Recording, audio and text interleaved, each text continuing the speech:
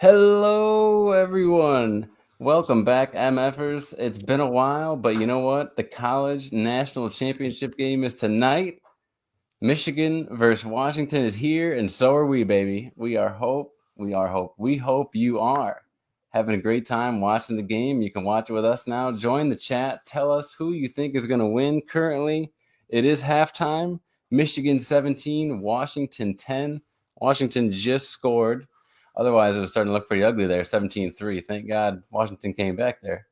I knew coming into this game that Michigan was going to run the ball because Texas had a lot of success running the ball against Washington, but that Washington defense got to step up. They have to step up. Like you can't let JJ McCarthy look like Tom Brady. He can't throw the ball. I've always said that. I said last year. I'm saying it this year. You can't. He can't throw the ball. But Yeah, when you if you're not a McCarthy guy. No. But the thing is, if you give an average quarterback time in the pocket, guess what? He can make those throws. True. So Washington's going to have to figure it out. They're going to start run blitzing, something. They're going to start doing something. You got to take something from them. And you already let two big runs get you for 14 points. Yeah, I'm just tuning into the game, so I didn't see those runs. So Yeah, man, thanks that shit was for. awful. The first one was terrible. The first one, he runs, he hits a hole, he gets stuck, he pops out, and he's gone. Second one, hit the hole, gone. No one there to catch him. Just like, okay, y'all just didn't come to play. But I saw this against Texas. They had problems stopping a run. But the thing with Texas was when they played Texas, they didn't let Texas beat them through the air. They took one away from them. They had success running the ball, but they couldn't throw the ball. Right. They couldn't throw the ball till shit late in the late in the game, like towards like fourth quarter. That's when they started having success. But even then, it was here and there, it was sparingly. Yeah, I mean, at one point in the game, I saw the camera pan to Arch Manning, and I didn't know if he was going to come in or not. Well, that's because Quinn Ewers took a big hit, and his head kind of hit the ground. I was like, oh. And then he started warming up, and then it was speculation. They had to throw that. Oh, is Arch Manning going to get in? And no, he was never getting in. Stop it. He was never going to get in because there's a guy ahead of him. He was never getting in. Yeah, well, once those games start to get out of hand, that the narratives and the graphics all popped up, they need to keep the people watching. So you got to do what you got to do. Yeah, everybody. He was never getting in. But that was an But impressive game for Washington. I mean, Penix was slinging it around, and this is the type of game here Quinn, where I mean, if he has a really good game this second half, like if he has a really good second half, you were Mich- talking about before we came on, you thought he was number one, no, he's possibly quarterback. even if he does, even if he doesn't, let's say they don't win this game and he has a okay game, he's still the best quarterback. If he decides to go, I think he's a senior. So I think he's going to go after this game. But he's better than Drake Mays. He's better than Caleb Williams. Uh I think the only other quarterback you could probably put him up against is Jaden Daniels, and that's only because Jaden Daniels he's that dual threat. But Yeah, I'm still gonna go with Penix. His arm's better, his accuracy's better. He's not again. I don't mind the mobility, but I think the times have changed now with the whole mobile quarterback thing. It's quarterbacks don't last as long, and the thing for me is I'm looking at Lamar. He gets hurt a lot. He gets hurt a lot, and it's listen. I'm good with that Patrick Mahomes mobility. He's not very fast, but if he needs to, he can get out of there. right. I'm okay with that. Yeah, I mean it's weird. It seems to go back and forth. I mean, I know like with Lamar's first couple years and when Deshaun Watson, what had his really hot couple of years in Houston there, that's when the conversation really turned to, oh, now you have to have, a dual threat guy and you just can't do it. But now we're kind of seeing, I mean, if you tailor your offense enough, talent and anticipation can win out. Guys like Matt Stafford had a really good year. Gardner Minshew was okay, considering all that he was expected to do and things like that. Brock Purdy is definitely not, a dual threat guy, but in the right situation like he is and the weapons that he has. I mean, Right. it just seems like, everyone in the media, you want to have like a narrative of the day. Like, this is the way it is. I'm going to tell you, like, oh, now you have to have, and it's just always more nuanced than that. You don't have to have this or that. Like, if you work your system, like people, all of a sudden, like when Mahomes was airing it out all the time, it's like all of a sudden now defense doesn't win championships. It's not about defense in the run game. It's about, can you just outscore everyone? And that's not true either. Like that, the Ravens are proving that this year as well. Like defense in the run game can still win out. Exactly. But I think for me, the biggest narrative I'm starting to hate is that system shit. That he's a system guy. Like, does it fucking matter? Doesn't matter if he's a system guy. If you took Brock Purdy, right, and you put Brock Purdy, let's see an average team. You put Brock Purdy on the Jaguars. I think he still have success there. See, I don't know. I think that's where the conversation does matter, is when you're talking about bringing a guy in, and I'm not so convinced of that. I do think if you put him in Atlanta right now, I don't think you're necessarily going to have the same Brock Purdy you see in San Francisco. I mean, because it's not like they do anything special. They just it's just the talent of guys. I mean, yeah, I must say the Jaguars wideouts are probably a tier under.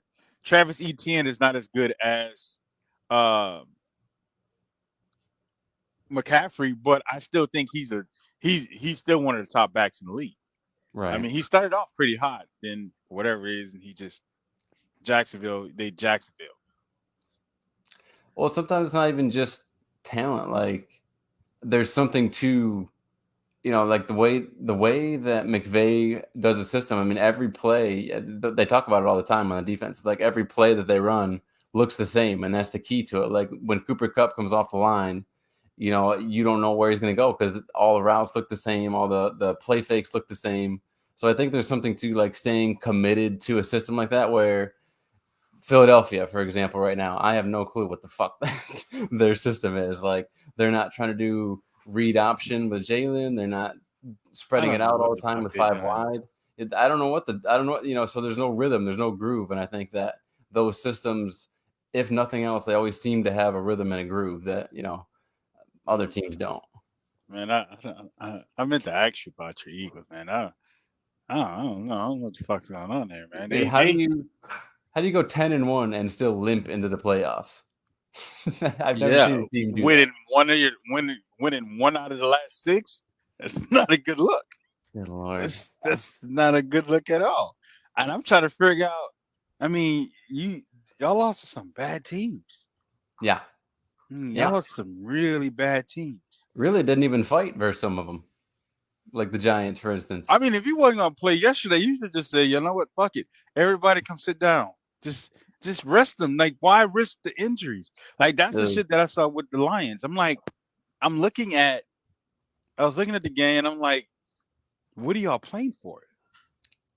Are you playing for the hopes that, the Eagles and the Cowboys lose to? No. Like, and then now you lost Sam Laporta. He's out. And then you lost another, I think they lost a wideout too. I'm like, why risk it?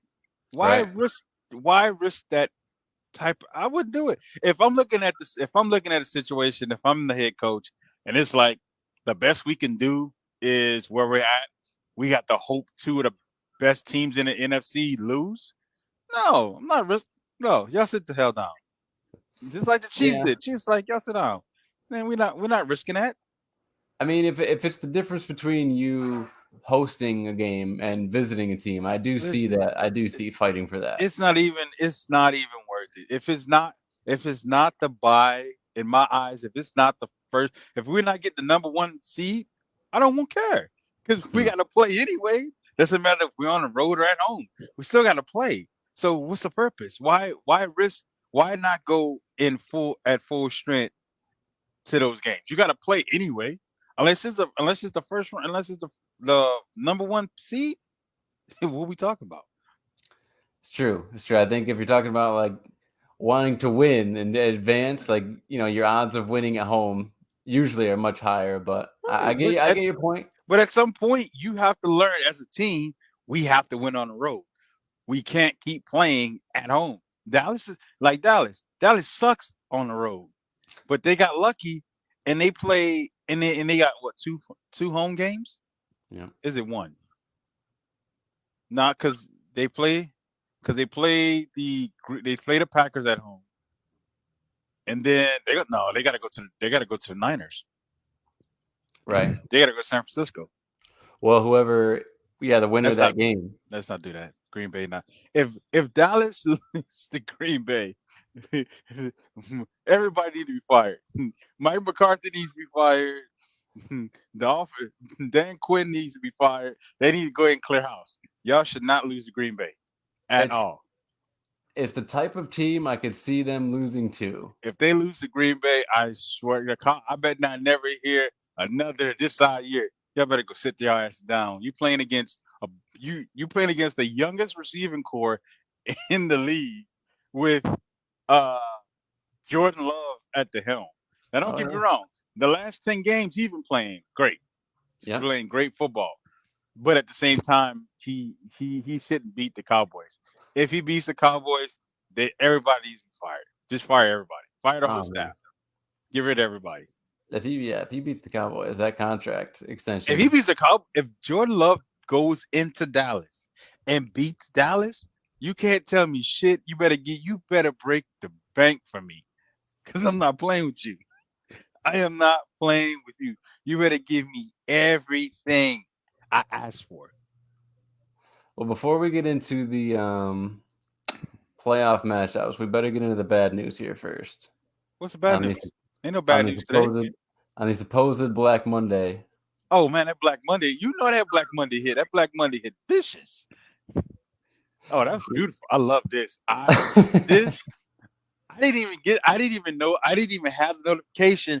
I just so happened to see. I just opened my phone while I was at work, and it was like, "What's next for the Falcons?" I'm like, I don't know. Fire Arthur Smith, and then I looked a little further, and I was like, "Oh, he did fire him." That's why they were like, "What's next?"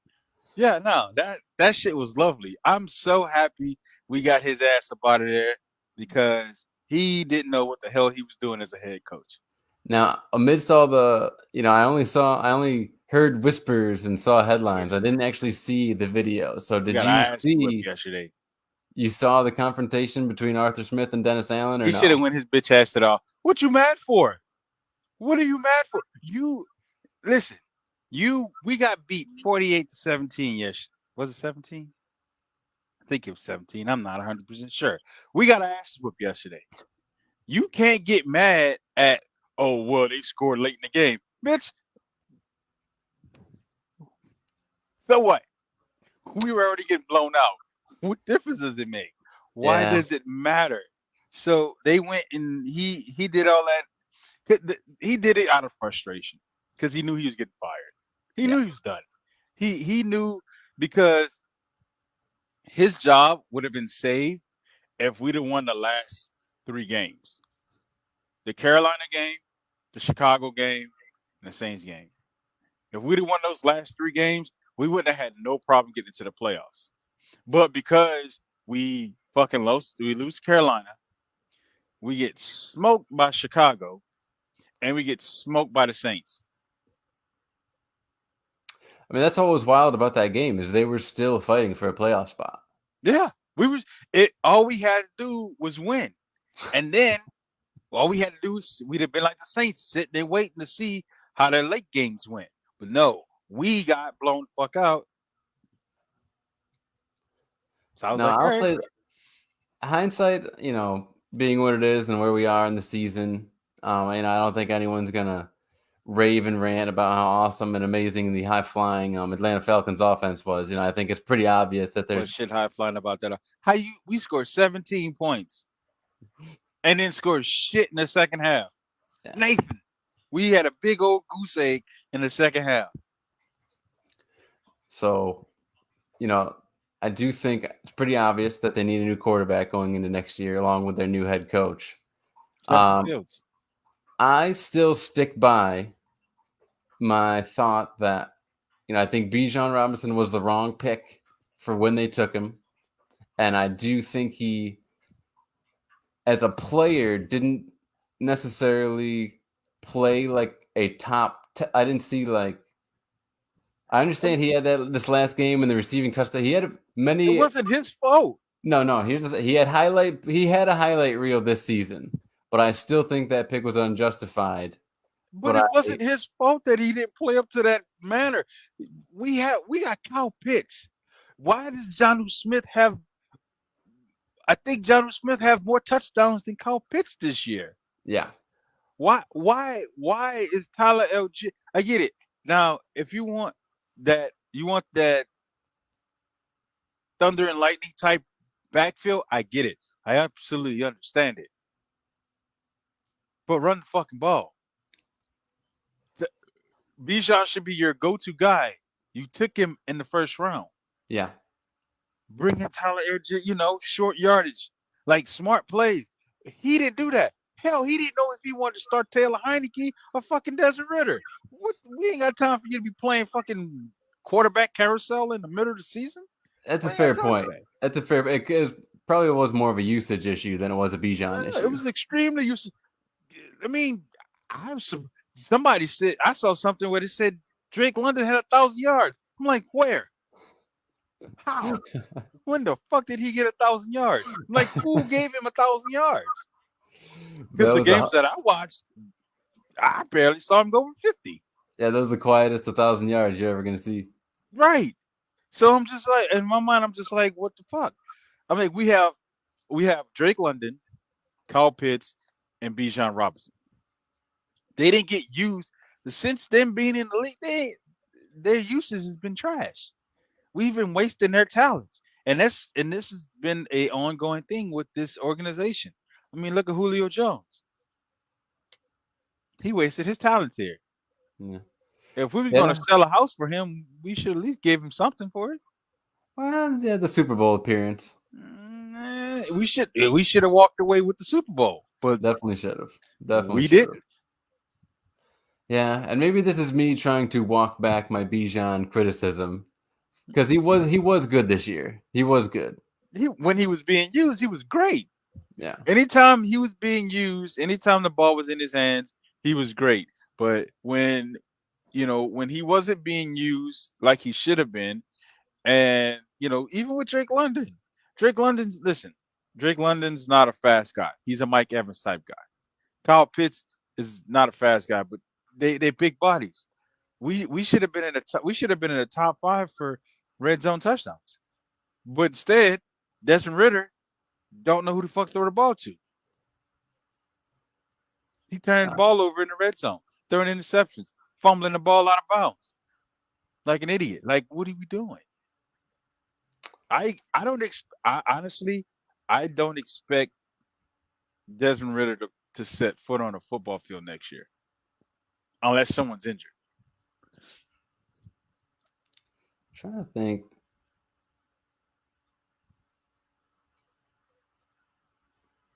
So as far as giving up passing yards, I mean, the Falcons ranked pretty well. Our defense was top 10 this year. Like, this is the first time we've had a top 10 defense.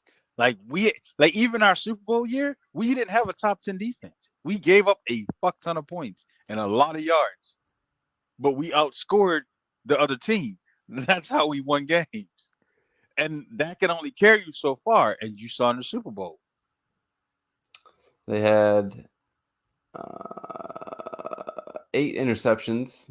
For reference, the number 1 team with interceptions was 49ers and the Bears with 22 apiece. How about that? Wouldn't have guessed that for Chicago. Right. Interesting. And yeah. So yeah, pretty decent as far as passing yards. Rushing yards given up. we didn't get, we again running the ball against the Falcons defense this year was damn near impossible. Yeah, they're in the middle there. So I mean, the defense was fine, and like my point there was you saw how like the Raiders defense toward the end of the season really rallied around Antonio Pierce once they knew his job was on the line, and you just. I mean, the Falcons defense was fine. It was definitely upgraded from last season, but you didn't see that same type of like we want our coach and we're going to play for him type thing.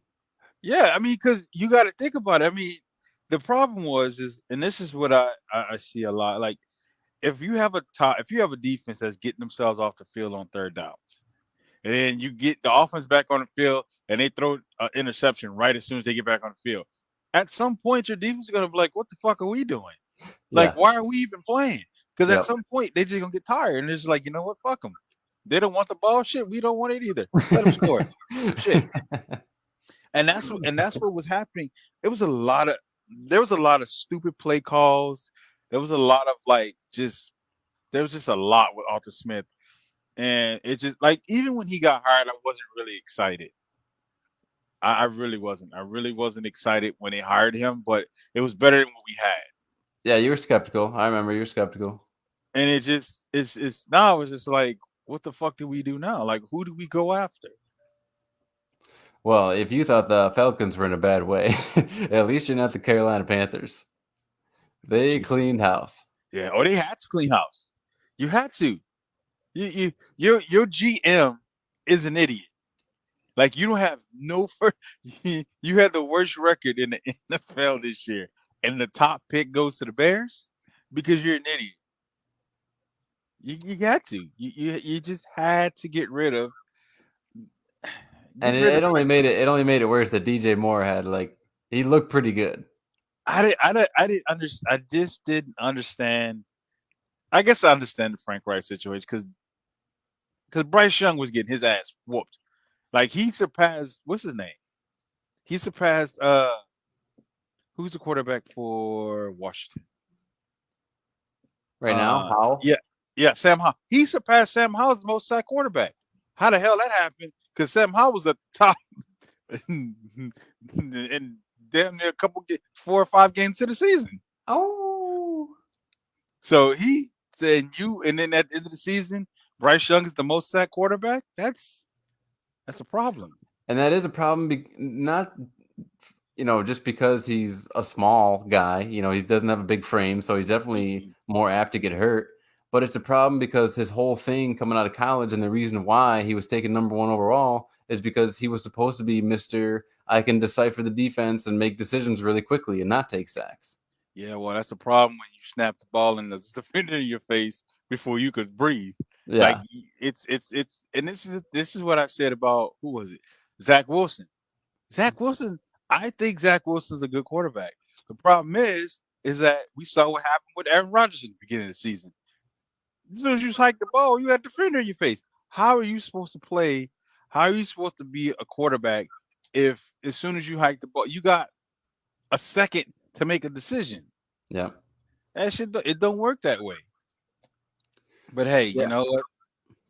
I'm just a fan watching the game. Well, it's just it's a crazy position because so much, of other people's performance impacts, what you do and what you're able to do. And people say you suck when really you have no time. All those sorts of things go into it.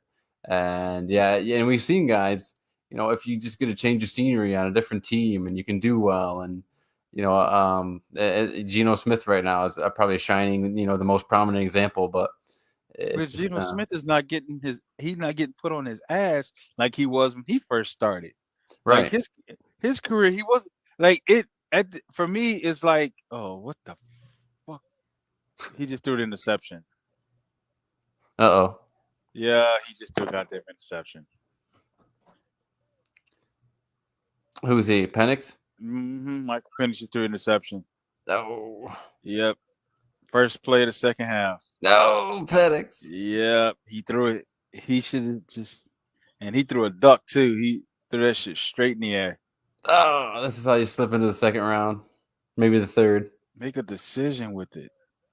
Oh, I think he was out of bounds. No, I think he might have been out of bounds. Oh no, that's a catch. Yeah, that's interception. That Yeah, Husky fan right there with their mouth wide open. yeah, that's for sure interception. Boy, they don't make them too. Mm-mm.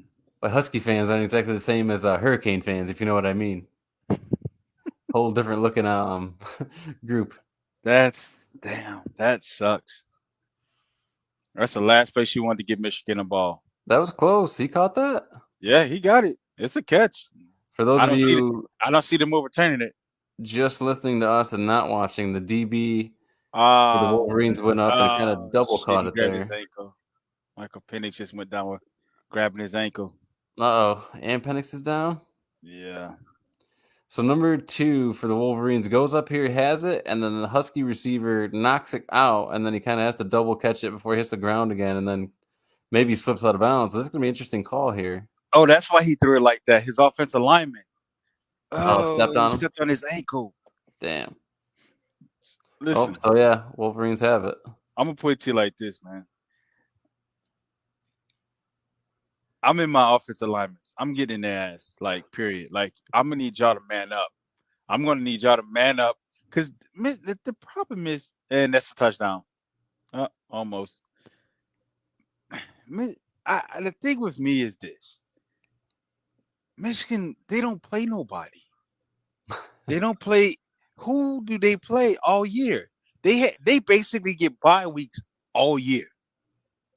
I mean, they have to play Ohio State. That didn't come till November. Right. That's a bye week. You had a bye week all the way up to November. Let's see. We got RD in the house. What's up, dudes? What's up, RD? Are you watching the game? Are you enjoying the game? Is Michigan just taking over the momentum from here? What's the story? They got to hold them to a field goal. They got to hold them to a field goal. But I mean, I understand what you mean. Purdue, always sucks, but Northwestern from time to time, Iowa, Nebraska. Stop that. Don't do that. Do not do that. Nebraska's getting all the recruits right now, from what I understand. Michigan and Ohio State, they have bye weeks all the way up until they have to play each other. Michigan State, go Sparty. They don't. Are you? Listen, it's been a while since I watched college football. Okay, are you kidding me? Michigan and Ohio State have the easiest schedule because everybody say, "Oh, the SEC. Who do y'all play?" We get competition. Okay. Oh yeah. Like, we have competition. Like, we can lose to anybody at any time. You know for a fact Michigan is not losing to Maryland. Ohio State's not losing to Maryland. They're not losing to Penn State, and they damn sure ain't losing to Nebraska. Stop Penn playing. State. There's another one, Penn State. Stop it. Yeah, is Penn State gonna give them a run for their money? Maybe. Depends. It depends on who wants to play that day. Yeah, and this whole restructuring, I mean, the next couple of years is going to be wild to watch. Well, Washington's they're going to be in the Big 12 or the Big 10. It just hurts my brain. There was a time when I knew, geographically, I can map it out, but now it's going to be simpler. It's going to be a lot simpler because the Pac-12 is dead, so you don't have to worry about the Pac-12.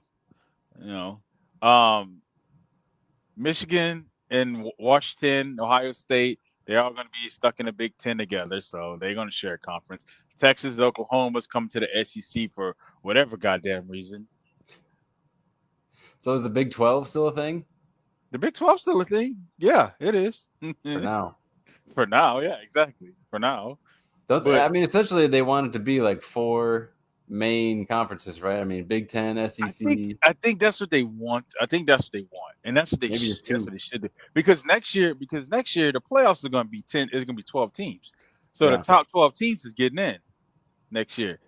And that is going to be extremely surprising. But the problem is, everybody's like, well, what happens if it's going to be, the SEC? Because that's when it's a big possibility.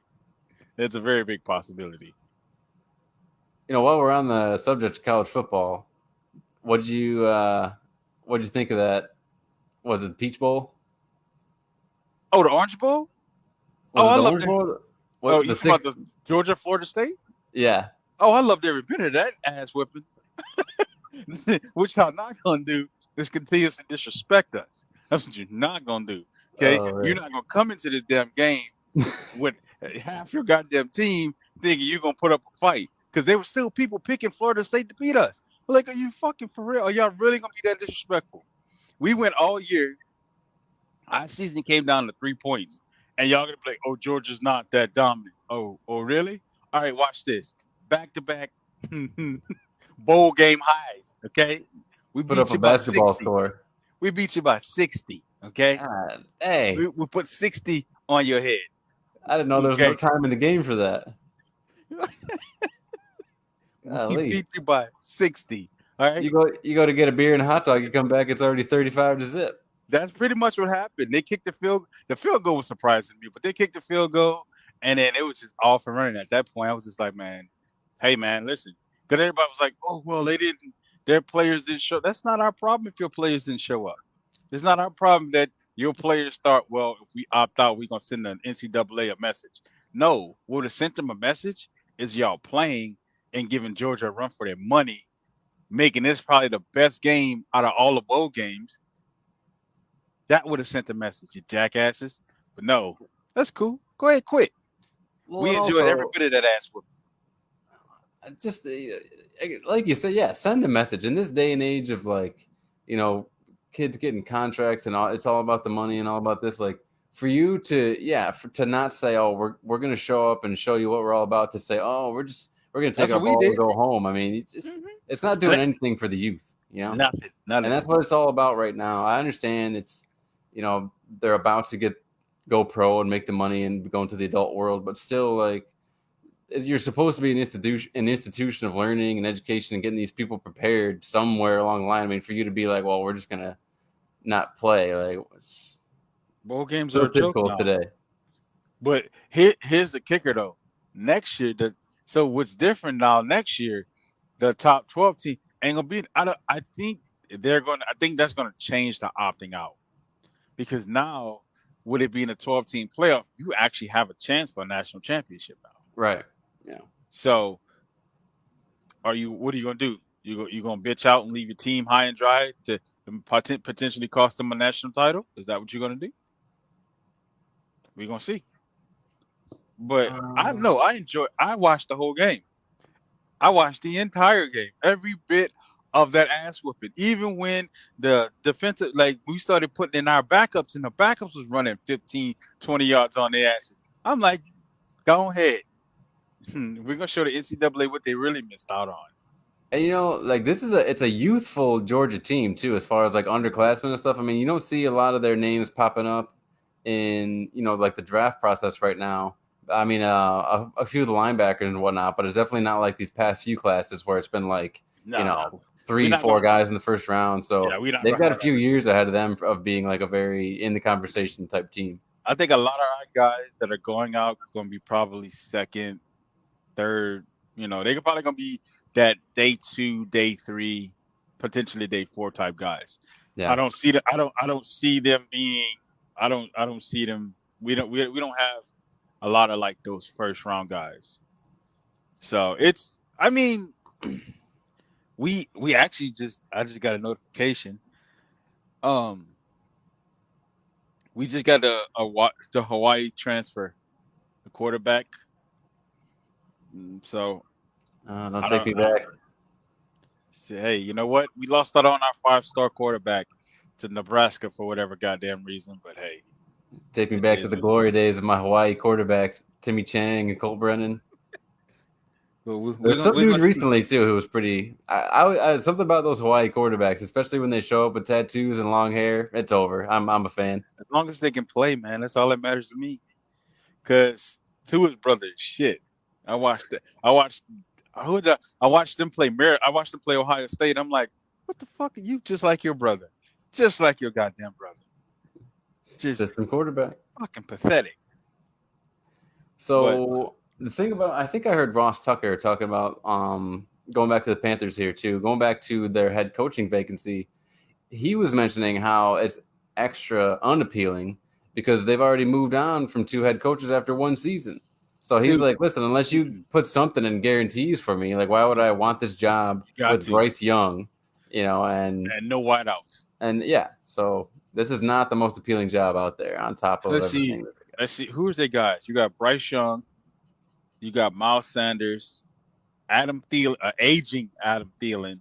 DJ Shark, who is average at best. had a good game, I think. A good game. You got Tommy Tremble, who's Hayden Hurst. You don't know what the hell is going to happen with him and his situation. Yeah, that was wild, and I'm not sure how many people really paid attention to that, but he's been out a long time with his concussion. He's been out most of the season. Yeah. Let's see who else. Their defense is subpar at best. Subpar. I mean, Which stinks because they invested a lot into it. There's some young guys with Derek Brown and Jeremy Chin and J.C. Horn. J.C. Horn, he missed the season. J.C. Horn missed. I think J.C. Horn missed the season. I know there was another guy that missed the season too, or missed a couple games. But it's not an appealing game. Like Frank Reich was 2-15, and then you fired him. Yeah. And then who was before him? The guy in Nebraska. Oh, Matt Rule. Yeah, Matt Rule was the guy before him.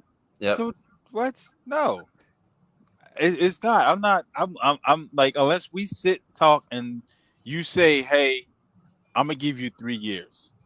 Because of that, as for me, I think 3 years should be long enough for you to get your shit together, for you to get the guys you want, right? For you to get your system in place, and for you to bring whatever culture we talked about. 3 years should be sufficient. Especially if you're drafting a rookie. Right. Y'all still have the Panthers Jags graphic up. Damn it. But I think for me, if I'm a head coach, if I'm a candidate, I wouldn't. I couldn't do it. I couldn't. It's gonna have to be something. You got the wall for me to accept. It's been up because we were talking about the head coaching vacancies, and then we got off on the college football. Don't worry about it, okay? It's all related. But yeah, our one fan in the chat. But Washington been playing like shit. Yeah, they have been playing like shit. I don't know why. They just need to air the ball out. Just throw the ball. Just play like y'all played against Texas. But yeah, I don't see that. I don't see them hiring nobody. I don't see nobody running to that Carolina job.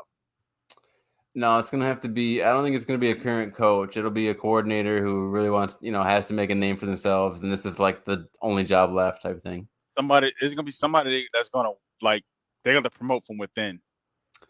Now they listed this as an opening, but I really have a hard time believing Antonio Pierce doesn't get this job. He's wrong-handed and has a terrible throw. Don't know how they got here. And I don't know how they got here because he's not throwing like he's throwing against Texas. He's throwing these ugly ass sidewinders. Like he's not like I have no fucking idea as to what they are doing with this man. And that's why, we can get in more into him too, because we're talking about the head coaches. I have been critical of Penix too, and it's a little bit because of the delivery. Like, I'm not gonna lie. Like, he looks like Conor McGregor throwing a football. Yeah, like he might be the Black Phillip Rivers. I mean, it's just he's fine. Like, it's gonna work, but it just looks weird to you, so you knock him for it. Yeah, I don't know, man. They need to stop being scared and just open that playbook up and just make that secondary run. But yeah. I think Antonio Pierce should get the job because the way that team rallied around him as soon as he got the job. Yeah, they beat the Chiefs. Come on, like they shut the Chiefs out. Okay, they put up 20. I had to play that damn defense again in fantasy, and they gave me 22 points. Okay, it wasn't a fun day for me. No one saw the Raiders put up 22 points on the fucking Kansas City. No. So I think you lose the locker room if you don't give Antonio Pierce at least give him a shot. At least give him a chance to show you he can win. I agree.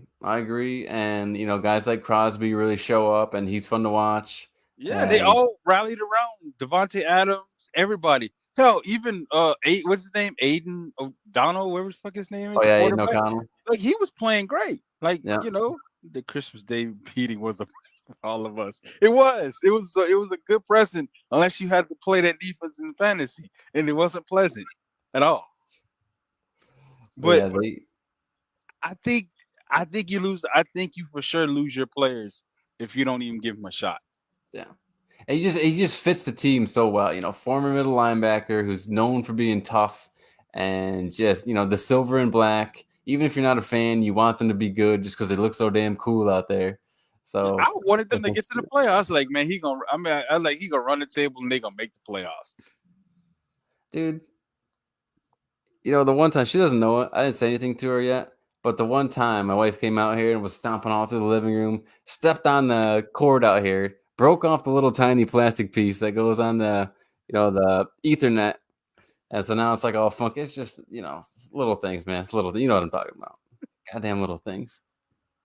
Are She these said Saturday Chiefs and all these stupid Oh, they fucking. gonna lose first round. They get knocked out first round against the Dolphins. My auto, get out there. Yeah, the Chiefs are gonna have to rebuild because their receivers are trash. They're terrible. Yeah. But this team right here is actually an appealing team. That is a very appealing team for head coaches. Yeah. Chargers are very. You got a young guy in Justin Herbert. You still got an aging Keenan Allen. Right. Mike Williams. He got to stay healthy. He's a free agent. He's probably going to be gone next season. I wouldn't doubt it. Yeah. And then Quentin Johnson, he just didn't live up to the hype. No, he really didn't. did. I was high on him too, and that made me. I felt. I was like, make me look like a jackass. Be careful. We just talked about. You just stepped on this thing and broke it earlier. I'm using it. What happened to the Chargers this year? Like Herbert sucks. So it was Brandon. It was what's his name? Brandon Staley. He couldn't coach his way out of a fucking cardboard box. Brandon Staley was the reason Justin Herbert looked as bad as he did. You're so mad if you fuck this up. This is the whole show's about fucking this up right now. You're gonna mess this up for me? Get out of here. Brandon Staley is the reason the Chargers were as bad as they were because he couldn't coach. Like he was making extremely bad decisions, going for it on fourth down in your own territory. Like who the fuck does that? Who makes these stupid decisions? And then to have a guy as talented as Austin Eckler just look totally ineffective for the last few games. Austin Eckler was supposed to take a step ahead from last year. He fucking sucked. Well, and it didn't help the case for all these running backs who kind of, they wanted to hold out and do this thing with their contracts, and between him and Saquon didn't really do anything to justify, getting an extension with him. And who else was on the list? A couple guys. Saquon, who was on there? Dobbins, Jacobs, J.K. Dobbins early in the year, and then he goes and tears Achilles. Like, no. For me, it's just like the Chargers need a really good offensive-minded head coach. I really believe if you get the right coach in there, Justin Herbert will flourish. He will be that guy that y'all expected him to be when y'all drafted him. Yeah, I mean, we've been talking about him, and I'm actually this name, Ben Johnson, is going to be so worn out by the time he actually gets hired by another team. I'm going to hate Ben Johnson because he's been mentioned so much. But what you can say about him and Jared Goff played so well, and that system looks so good this season that I could see him definitely being the most attractive candidate for the Chargers, and they're working out well because I mean. Just the way the Detroit Lions look this year, you can definitely see that translating to. It's just you hate to immediately move on because Kellen Moore was supposed to be the savior, and Kellen Moore. No, Kellen Moore. Everybody in Dallas was screaming, "We told you so." That's what that was. Everybody in Dallas was like, "We told you so." This Washington-Michigan game is getting interesting. Yeah, it's getting interesting now because Washington's defense is stepping up. No doubt, man. I really like this Braylon Trice for Washington. He reminds me a lot of George Karlaftis from who the fuck did he play for? He's with the. Well, He reminds me a lot of George Karlaftis from he's with last the year. Chiefs, isn't he? Yeah, he's with the Chiefs now. He Detroit said, could be great if they got a head coach. Oh, this guy's never going to stop knocking. That's gonna sting. I know that's not gonna sit well with a certain someone. How dare you? I hope your co-host is not watching, sir. Where's Saquon? I think if the Giants don't keep Saquon, Daniel Jones is gonna fucking be out of the league next year. They have to keep Saquon. You have to give him what he wants. He ain't. I've told him many times too. So let's see. Yes, the Commanders have gotten rid of Ron Rivera, Jack Del Rio, and their defensive backs coach. So here's my question for you, Dylan. Do you think Eric Bieniemy is going to get what he's always wanted? Why you laugh? This is a serious question. Because I could actually see it happening for all the wrong reasons. You know, this is a Washington franchise with several blemishes in their history. Well, and they're under new management now. They got new management. They got new owners. So it's all about Magic diversity, Johnson, equity, and inclusion. Magic and Johnson I'm not was very saying vocal this year. Don't quote me as saying Eric Bieniemy would be a diversity hire, because that's not what I'm saying. I'm saying he would be a rehabilitation hire, because it would just be the right storyline for them. It's a breath of fresh air. It's the opportunity that they needed and he needed. And, you know, this historically racist organization with their Redskins logo finally makes right and hires the guy who has experienced, you know. Come on. It's not that bad. The story writes itself. Even though, like, the new owner, Jeff or Josh, whatever his face, is like connected to Epstein and whatnot, but you know, we don't need to talk about that. I say they promote him to the head coach because of the new ownership. I mean, you got Magic Johnson, who was extremely vocal this year. He was extremely vocal this year on a lot of games. So I think they give it to him. I don't see why they wouldn't, because I mean, he's your best option. He's your best option for this team, and I think he has a chance to turn this team around. To that, I would just say, this guy's thing is supposed to be offense. And what in God's name about this offense makes you think that he deserves to run the show? Listen, when I come in as a coordinator, hey, listen, I got to work with what I have. Your offensive line is shit. It's paper mache, okay? So I got a quarterback standing behind paper mache. So what are we supposed to do? How am I supposed to protect him if I got a bad offensive line?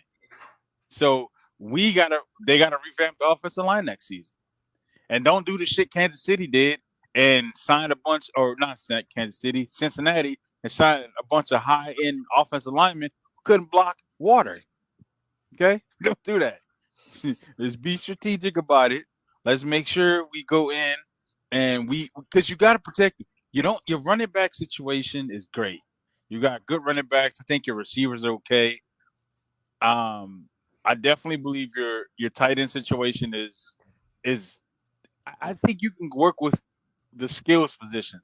You really got to protect your quarterback. Yeah, I definitely, doesn't seem like offensive line was a strength of this team by any means. Not when you're hearing in week 6, Sam Howell's most sacked quarterback in the league. That's not what you want to hear in the beginning of the season. All right, so that's tough.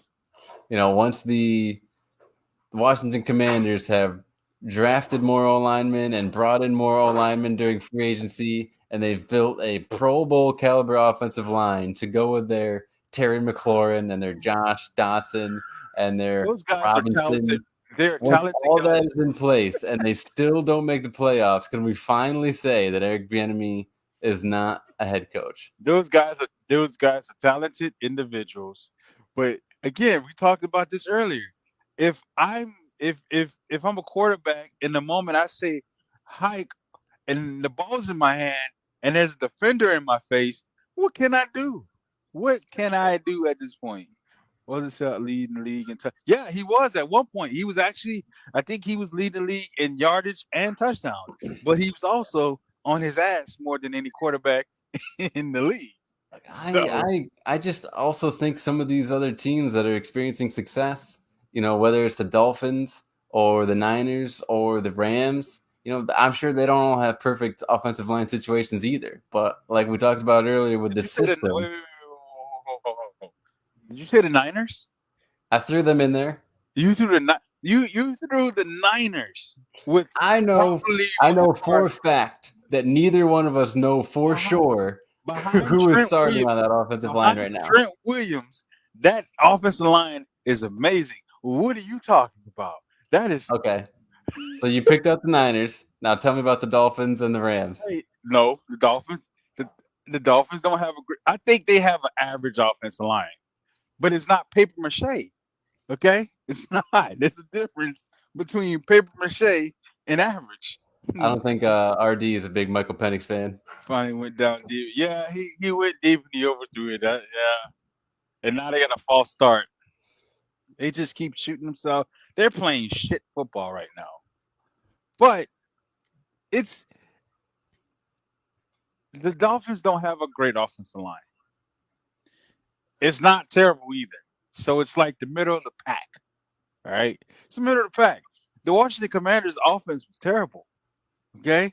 Their quarter Sam Howell is second in the league for most sacks. Well, I guess my point is, if you're supposed to be an offensive guru, you work around the weaknesses on your team. You can't work around that. Like if you got one bad lineman, maybe even two bad linemen, you can work around that. Oh, he fun. You got one bad lineman, maybe even two, you can work around that.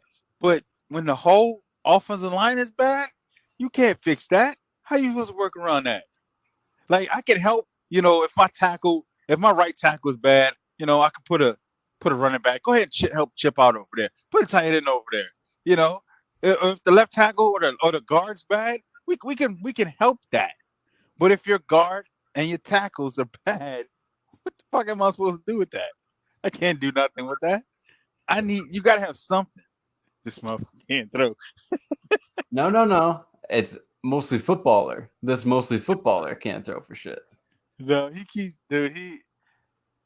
How many goddamn holds is Michigan going to get away with, RD says? Let me tell you, I'm not sure. Seems like as many as they want. Yeah, I think they're trying to make up for the shit that they put Jim Harbaugh through. So, being that this show is mostly football, like we always say, I do want to just briefly bring up this other story in the sporting world here, because it is relevant. And I had heard this player was even close to retirement before being talked out of it. You talking about Draymond? Draymond's back. He is back. Draymond's back, everyone. But here's my question. Here's the thing for me. You can't play victim on your own actions. You did it to yourself. You can't sit there and say, well, I just can't take this. It's so much. You put yourself in this situation. You kicking people in the nuts. You're smacking people in the head. You're choking people. No, you know what? I'm gonna give him the Rudy Gobert thing. I'd have choked Rudy Fringe. I'd have choked his ass too. I give you that. But you gotta look at your track record, buddy. Like you put yourself in these situations. You can't sit there and cry and be like, "Whoa, woe is me." It's your fucking fault. You can't tell me your arms are involuntary and they just smack people at random times.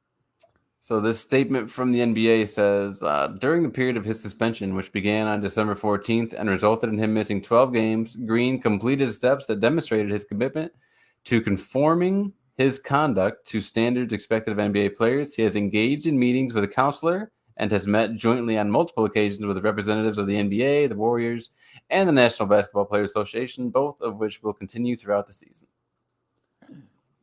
I tell you who I hope he's not meeting with as far as a counselor goes.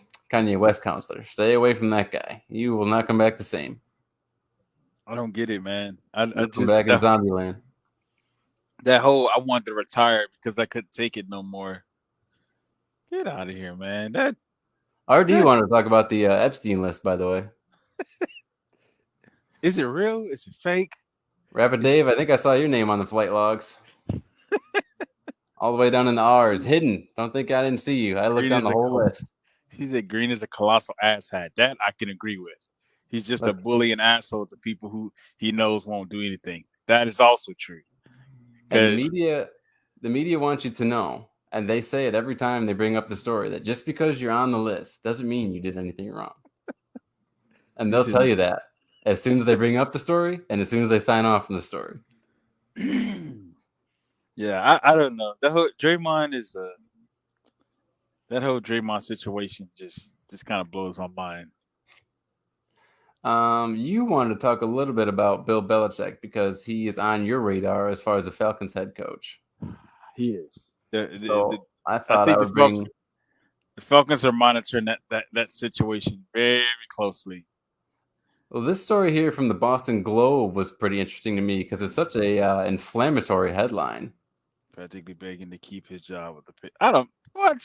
from a local outlet like the Boston Globe. I mean, ESPN, NFL.com, they're saying, well, What Bill type can of stick around, but disrespectful? What type of disrespectful shit is here that? we here we have Ben Volen from the Boston Globe saying that Bill's practically on his hands and knees begging New England for his job. They need to fire his. Don't disrespect the legend. Like don't do that. That man is not. They need to So stop Ben that says shit. a 4-13 football season hits hard in Foxborough. It makes owners think about a change in leadership. It makes the players clean out their lockers and prepare to move on. And it brings a legendary head coach to his knees, practically begging to keep his job. Wow. Wow, that is disrespectful. That what the fuck, man? Are you kidding me? What the fuck? Like, why would Um, you write something that egregious? Like, he who says, write? talks a little bit about a press conference. He says, one answer was telling. Belichick was asked if he has given serious thought to giving up some of his power in the front office and focusing on just coaching the team. Yeah, look, I'm for whatever. Collectively, we decide as an organization is here. I'll try to do it in my Bill voice. Yeah, look, I'm for whatever. Collectively, we decide as an organization is the best thing to help our football team. If Like, someone's got final say, I rely on a lot of people to help. And however that process is, I'm only part of it. I don't like. That's one thing I don't get. Like, That is definitely not a no. That is a maybe, and it tells us how desperate Bill is to keep his job. What? it's not how. How is that desperate if it's saying like, hey, let's relinquish these GM responsibilities from you and personnel responsibilities from you, and you just focus on coaching. Cool. All right, got it. I'm okay with that. Because let's be honest, we all know Bill Belichick has a say so. Not no, he has more than a say so in personnel because look at the fucking wide receiver. They have never really outside of Randy Moss, they've never had a real go-to receiver. No, I mean him and Wes Welker were pretty much it, and they didn't draft either one of them. Yeah, like they never really had a true like number one receiver. Even when Brady was, they just never had it. Their running backs were average at best. I mean, they never really had a bunch of slot receivers. Exactly. They never really had any great running backs. Defensively, defense is where it was at. That's where your stars were. Like outside of Tom Brady on offense and Gronk, other than that, they never really had any like star talent on the offensive side of the ball. Well, I mean, going back to the whole system thing, I mean that was what's hilarious about when people would actually mention Tom Brady being a system quarterback. It's like, no, he is the system. Like, Right. Yeah, because I mean, who he wasn't throwing to nobody. And what's crazy is that he really was winning Super Bowls with a bunch of nobodies. I think You can RD watch had Rick Miles, James. RD had James White on a few of his fantasy football teams. That's what's funny about fantasy, man. Once you have a they guy be your they guy, he's your guy forever. they only kept James White around because his last name was White. That's the only reason why they kept him around. I They mean, didn't the keep him amount of around for no other reason other than that. James White was not a goddamn saint. no, but Pierre Thomas was. Anyway. Um, Listen, Yeah. the Patriots, they need an actual GM. They need somebody who's gonna actually go like, we need to bring some talent to the team. Because I mean, yeah, you could blame a lot of the stuff on Mac Jones. You could, but at the same time, is if I'm a defensive coordinator and I know my opponent has a bunch of bottom tier receivers, I don't really have nothing to worry about. What am I worried about? I'm not scared of you beating me deep. It's not like we're playing Tyreek Hill. Yeah, they need a quarterback as well, no doubt. And that the thing I hate about this article too is it's so It's clickbaity. disrespectful. That's You what know, and there was a time because me being an English connoisseur myself, just because I always sucked at math and science, I always liked to, journalism was so cool, and I always liked to read stories and articles and shit like that. And anymore, like journalism is just such a dead. It's not even a word, really. People just put an inflammatory headline. You capitalize one word like totally owns, and then like that's how you get clicks, and then the article is absolutely nothing. It's like 3 paragraphs of just run-on sentences and bullshit. And I think that's what I think that's what this is, because the fact that you would write this and be as disrespectful as possible, like this is completely and utterly disrespectful to write this. I don't have a problem with it if he was actually begging, but this is their proof of him begging, saying that he's willing to compromise on decision making. Okay. That's him like growing. That's what everyone has ever asked for from him. I don't have to worry about personnel anymore. Okay. Yeah. I just got to focus on coaching. So that's cool. That's I got that. That shit, nah, man. That shit, that clickbait shit. This clickbait era shit is annoying. Like, people just write shit. People just say shit. Like, there's no such thing as secrets anymore. People tell their personal lives. This man can't fuck. Man, this man keeps throwing the fucking ball, man. I'm gonna need him to put is losing his first round shine right now, man. Yeah, man. Like, this man just he crumbling. He crumbling in the spotlight. It's a 7-point game. Come on. It's a 7-point game. Like, you just put the ball on him right in his chest. So Nate, I decided to pull up here some games from Wild Card Weekend we got coming up here.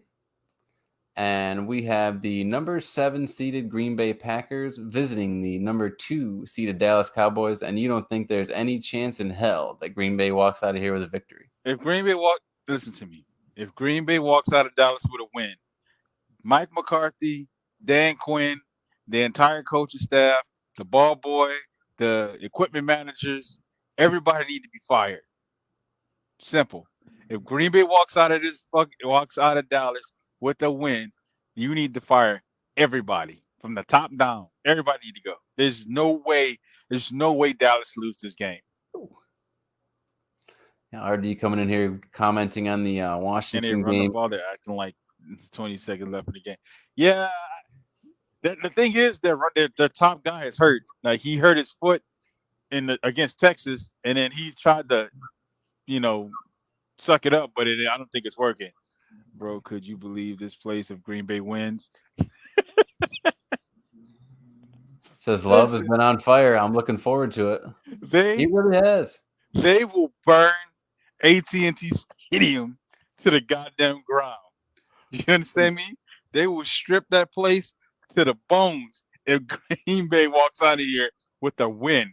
There's no way Green Bay walk. Yes, Jordan Love's been on fire lately. There's no fucking way they walk out of Dallas on Sunday with a win. There's no way. Yeah, I love this storyline now. Like, this is the thing to talk about now. It's been Colin Cowherd's big thing. Like, oh, I guess Jordan Love's actually good. It's like, yeah, dude, if you give the guy more than a fucking week, like, turns out guys can be good, This is Dallas only. This is their best chance of getting to the Super Bowl. This is their best chance. Only thing Dallas has going for it is they're at home. That's the only thing. And that's the worst part about all this. The only thing they have for it is that they're undefeated at home this year. Well, I mean, Well, he says Dallas isn't great against a good They're team. not, and they're solid at home, but that's it. So And the thing is, like, from what I know about the Green Bay Packers defense, is you can run on them. It's just unfortunately Dallas has not been running the ball very well this year. Tony Pollard can't run the fucking ball. He's not He, Zeke. They thought, oh, we getting a cheaper version of Zeke. No, wrong. You're not even close. You're getting Tony Pollard, the backup running back.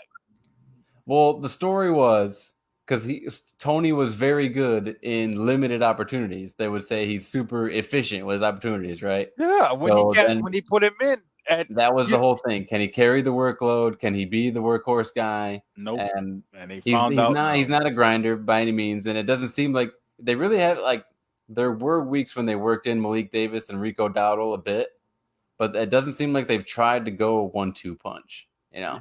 Yeah, he is. He's a good change of pace guy, and that's what he was when Zeke was there. When Zeke was done beating up on your defense for fucking 2 quarters, yeah, let's put Pollard in. Boom, he breaks out. He's not that guy to carry the load, and they found that out this year. So now what's going to happen is you're going to have to run it against Green Bay because if you don't, they just gonna come after you, and that's what you don't want. You don't want Dallas. You don't want fucking Dak running for his life the entire game. Right. And that could happen. I mean, if that's how Green Bay wins this game is making them one dimensional because they do have a good pass rush. Rashawn Gary, Preston Smith, Kenny Clark, those guys can definitely get after it. So But I'm we've looking forward seen to it. that. Dallas is not good against the run. If you run that shit towards Michael Parsons, you get him Yeah. out the game. He can't. They're not a good team against the run. We saw it against Arizona. We saw it against the Niners. We saw it with who else? The Niners do Bills. it to him over and over again. Yeah, and the Bills like fuck it. The Bills didn't even throw the. I don't think they threw the ball that often that game. They just let James Cook their ass. That's a So good point too. Yeah. it's Dallas is gonna have to come and be ready. You can't just say, "Oh, we're at home, so we gonna win." No, Well, sir. Aaron Jones has to be healthy for sure. I think he might be, and if not, put Corey Dillon. Put what's his name in? C.J. Dillon or whatever the fuck his name is. Put him in and let him beat up on that defense for a little bit. Put in Bob Dylan. I don't care. Yeah, I don't care. Whatever that is, Dillon. Just put him in and let him have fun. Are they gonna have Christian Watson on Sunday? Man, I don't know. He seems like a goddamn game time decision every week. Because that if they get him in, that's gonna make a big difference. Because everybody was, when Trayvon Diggs went down, that was a big hit to that defense. Yeah. That was a very big hit. But that secondary is suspect. Like it's extremely suspect. And it's like with the Packers, I just don't know. I need to, last I knew it was like you could count on Jair Alexander. If nothing else, he was their number one lockdown guy. But then all of a sudden, like he has that weird thing in Carolina where he's not a captain, but he goes out there anyway. And he fucked up the toss. So yeah. I don't know what's going on with that. And I think again, like I said, the Green Bay, they've turned it around. The last 10 games of the season, they for sure turned it around. Yeah. And it's at this point, they're a hot team right now. I mean, Dallas, you had a bye week basically. You beat up on Washington. Like Green Bay had they had to put it together to get into the playoffs. And I wish I had, a contrarian storyline to go with, but I don't. Like, I'm truly impressed by Jordan Love and Mike LaFleur. This is like the youngest team in the effing league. Yeah, and they put Jordan it together. He's coming in here after two absolute legends. I have not known another quarterback for the Green Bay Packers since I've been born, besides fucking Brett Favre and Aaron Rodgers. So for him to just come right in, and it hasn't been smooth sailing by any means. It's been a bumpy ride, but to have Green Bay owns the Cowboys in the playoffs. Yeah, remember the Dez catch and all that extra shit. They own the Cowboys in the playoffs. So I'm ready. I'll have the buffalo cheese dip. I will be fucking ready. If Green Bay walks out of Dallas with the win, the Cowboys fans are going to burn AT&T Stadium to the ground. They're going to strip that place and they're But gonna want heads for real. oh hell yeah! And as I sit here and praise Jordan Love, I mean I should also be giving equal praise to Dak because he's very Jared Goff esque in that he also has the same home road split problem. He gets a little bumpy on the road, but at home he's been effing lights out and a scary guy to play against. So him and CD are on another level right now, and even Brandon Cooks is getting involved now. He's finally more familiar and comfortable in the offense. So this is a pretty potent aerial attack, and Green Bay needs to be ready for it because sometimes they don't exactly know what they want to do with man and zone coverage. Yeah, I gotta go. I gotta go with Dallas, man. I have to. Yeah. I don't see Green Bay. I don't see it. But if it happens, Lord knows if it happens, boy, everybody it's gonna be a riot in Arlington. It's gonna be a goddamn riot. So the next matchup for the NFC, Oh, LA Rams visiting the ooh, Detroit Lions. This will be another this fun is your- one. This is your storyline. Did you see my boy Carson Wentz win the game for the LA Rams this past weekend, buddy? Did you see number 11 out there? Get out of here. Just giving it his all. This is the storyline right here. Goff against Rams, Stafford against Lions. Stafford goes back to Detroit. I'm gonna be completely honest with you. I gotta pick the Rams in this situation. Really? Yeah. The reason why I got Detroit, they got real floppy towards the end of the season. Really, really floppy towards the end of the season. They didn't look like the Detroit Lions that started the season. And they just look super floppy. It just a lot of it was they just inconsistent. I'm gonna go with the Rams on this one. I have to go with the Rams on this one. I think it's gonna be a hell of a fight. You know what the Rams have been doing with that defense is why Raheem Morris is being considered for all these different coaching jobs because that was talk about storylines. I mean that's what everyone was saying about the Rams at the beginning of the year. Who's on the defense besides Aaron Donald? Name one player was always the thing besides Aaron Donald. Well, here we are. And the defense has been playing pretty well. And that Lions lose on a stupid coaching decision. They're gonna be biting ankles, baby. Is gonna if Dan Campbell had Taysom Hill, he would just give him the ball every time. I bet probably. Taysom Hill would have 20 rushing touchdowns. I don't know. This next game, man. I don't know. Look, Stafford deserves all the props. I mean, the way he's been injured these past few seasons, I would bet money that he's not coming back. There's no way he's coming back. And Cooper Kupp after his injury last year, these guys, they're not coming back. They already had the Super Bowl. Just rest on your laurels, Aaron Donald. But here they are. They love the ball apparently, and they're out here giving it their all. Puka Nacua has been a hell of a storyline. Yeah, he's been that guy. He's been that guy. But I think the Rams offensively have more because like we talked about it earlier. Two of their top guys, Sam Laporta went down. He's gonna be out for 2 weeks. You still got Amara. Your run game is okay, right? But I think the Rams got enough to do what they need to do in Detroit. And then hey, it's a homecoming for Matt Stafford. So why wouldn't you want to win in Detroit? No, it's gonna be a hell of a game. I think it's gonna be split. I think for sure there's gonna be a lot of cheers for Stafford.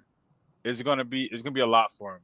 I think he's gonna have enough emotion to take the win here. But yeah, I can see it going to overtime for sure. Yeah, but that next game, that was. Oh God, this game scares the hell out of me. I'm not confident in this pick, man. Oh my God. If you'd have asked me 5 weeks ago, if Philadelphia played Tampa Bay, who would I be picking? It'd have been it was no brainer. Now? Oh my God. Now? If Baker Mayfield picks apart my Philadelphia Eagles, I would be so fucking depressed, dude. If Baker Mayfield comes out here and just looks like goddamn Johnny Unitas. I'm gonna fucking shoot myself in the head. Dude, Oh, he is. Hey man, listen. If like I said 5 weeks ago, I'd have like this is no brainer. It's gonna be the Eagles. It's gonna be the Eagles, no brainer. And then they go and drop 5 of the last 6. Mm. there's And just against some and bad teams too. they Y'all, got and the no thing is, momentum. y'all didn't look great. It wasn't like they were like hard fought game. Y'all didn't look great at all defensively. Oh my God, man. No, the Niners took it The to us. The Dallas, problem is Philly's still a better team. yes. Philly's still the better team. Hurts is the better quarterback. On paper, Philly is the better team. Yeah. From top to bottom. Offense, defense, quarterback position, running back position. Yeah, and then you got to make sure AJ is going to be there. Yeah, right now we're dealing with the storyline because he was seen, after the game at the locker room door, just high-fiving everyone. So it's like, did he just fucking fake his injury because he fumbled the ball and he just wanted to get out of the game? So now we're dealing with I don't that. know. This man, it's gonna be I'm gonna still go. I'm gonna still go with Philly. I'm gonna still go with Philly, but it's not a confident pick there. This is for sure 5-4. That's for sure. It has to be. It just has to be one of those games where they basically give the offense to the offensive line and say, we are going to run the ball every play. That's how y'all beat them at the beginning of the season, right? It has to be, like a reset game where they just Swift over and over again, Gainwell over and over again, Hurts with the tush push, like just completely maul them, dominate them, and just don't even give them the opportunity for like a pick or incomplete pass. Like just run. As I understand you got Vita Vea there, so it's not that easy, but yeah, you're gonna have to. He said chaos call, let's go Bucks. Yeah, he loves the chaos. That's gonna be chaos for sure if Philly lose. Because the crazy thing is, it's gonna be an upset. Even though they're the higher seed, it's gonna be an upset. And without pressure, that's the thing. Like if you get pressure at Baker Mayfield, it's over. Like he just fucking folds like origami. But with time, y'all defense has been kind of. That's the problem. Yeah, shaky. Yeah. It's been real shaky. So that's the problem. I'm gonna take Philly, but I'm not really confident in that one. Yeah, this team. I'm going to actually be. I'm going Houston. I'm not wasting my time with this. I'm going Houston. Really? Let's not do this. Joe Flacco. He does not do this. I'm not exciting. I'm going Houston. I'm not even wasting my time. Even the media is excited for this. The media is excited for Joe Flacco. I'm going Houston. I'm sorry. This is going to be a game of the week. I'm going game. Oh, these motherfuckers can't catch. I'm going Houston. This shit is. This is going to be. It's going to be Houston. Joe Flacco. No, I'm sorry. Joe Flacco had a good run. He just time for him to go back to the couch. The stat just came up. RD was talking about the deep balls for Penix. I mean, he leads the entire country in his air yard percentage, but tonight he's 0 for 6. Yeah, he's been on passes over another 21. one. Oh, he got one finally. He threw a duck. This shit's wobbly, but he finally got it. There's just something like there's a penalty. I don't know, because I understand you need urgency as a quarterback. You definitely can't. You fucking awful. I don't know. There's just something frantic about his release, his delivery, his whole presence. Like he just never looks comfortable. He looked comfortable against Texas for whatever reason. He looked shook in this one. Yeah.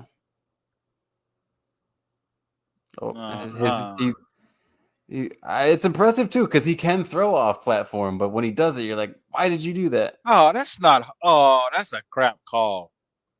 That's a hell of a throw down the pass. That's a bullshit call. Anyway, just to keep you guys, if you are just listening and not watching, the score is currently 20-13 Michigan right now with 11. Well, I'm not going to tell you how much time I have left because I'm not watching the live broadcast. But Nate, why don't you go ahead and tell how much time is left there? It's 11-10 left in the game. They got some time left. Okay. But I'm going Cleveland against Houston. I'm going Houston against Cleveland. It's just I'm not even. Old man Joe ain't doing this. This is not gonna be a Cinderella story. Well, they're gonna send him packing. I know Amari Cooper missed this past week. I'm not sure of his status for this game. I'd imagine he's pushing as hard as he can to get back. So I would imagine so, but I if just don't Amari's see. in, man, I like Miles Garrett. I like Njoku's been on fire since Flacco's been in. Whew, this is a fun game. I It's cannot not. believe old, dusty, rusty Joe Flacco is making for It's. I people love believe this it's matchup. gonna be for sure be a fun game. It's gonna be a fun game, but I just don't. I'm gonna say uh CJ Stroud's gonna keep his young season alive one more week. Yeah, yeah. Boy, talk about piling on So Bryce Young. hey, Everyone, hey, Carolina, that's how God. you do it. People are taking this opportunity to shit all over Carolina for They taking need Bryce Young. to. Huh? This is how you do it. You pay it. Why? I don't even understand why Bryce Young wish Houston was playing someone else because I want Cleveland. See, even RD likes Joe Flacco. It was a good story. Don't get it. They called him. They got him off the couch. He came in. He had a He couple takes his 300-yard games. he takes his little naps on the sideline. That shit was hilarious. That was such a great shot. He's sitting there taking his nap, and Deshaun Watson standing there like, "Damn, I'm not helping this team at all." He said, I think I can't. I mean, I gotta go Houston on this one. It's I think Houston's gonna do enough to beat Cleveland and be done with it. I think they keep that young season alive one more week. It helps. Helps them get that confidence going into next season. There's so much I like about Houston right now. I loved the CJ Stroud pick. The fact that they were able to get him and Will Anderson was crazy. Yeah. Bringing in Devin Singletary was such a great move. Singletary is so underrated. Yeah, he's helped them out tremendously. Oh yeah. Because And D'Amico Ryan, D'Amico played for the Eagles, my boy. So I love seeing him have who's the running success. back before? Pierce. Yeah. So he just fucking floundered. And yeah. He ruined a lot of people's fantasy season. I think if Tank Dell would have been still healthy, I think they would for sure have a much better chance at beating Cleveland. I think they can beat Cleveland. Nico Collins, if Noah Brown plays on Saturday, I think if they get those two guys back healthy and they can run the ball successfully, I think they got it. Yeah, I'm kind of bummed out that John Mechie hasn't been more part of the success here, but I wonder if it's a coach. I wonder if it's it's just they just don't have plays for him. I don't know. Just stinks when the other guys are doing so well. I'm going to skip this next game listed here. We'll save it for last because it's a lot more exciting than this game we're going to talk about here. Pittsburgh at the Bills. Talk about limping into the playoffs. I have no fucking idea how Pittsburgh is in this picture. Pittsburgh is in this shit because who lost? Jacksonville. Pittsburgh's only in this because of Jacksonville. All they had to do was beat fucking Tennessee, and they couldn't do that. Are you telling me I gotta watch Kenny Pickett or Mason Rudolph? Yep. Against it's gonna be whoever turned the ball over the least. That's how we gotta look at it. It's gonna be whatever quarterback throws the least amount of interceptions because neither one of these teams are really exciting. Pittsburgh sucked, but Jacksonville sucked so hard. They did. Because they definitely had a chokehold on the division, and then somehow they're just like, you know what, we don't want this anymore. We're just gonna give it away. Yeah, I mean, in a division that featured, Ryan Tannehill / Will Levis, and also who else is out there? Yeah, just straight ass. Why can I never could think of the AFC South when it matters.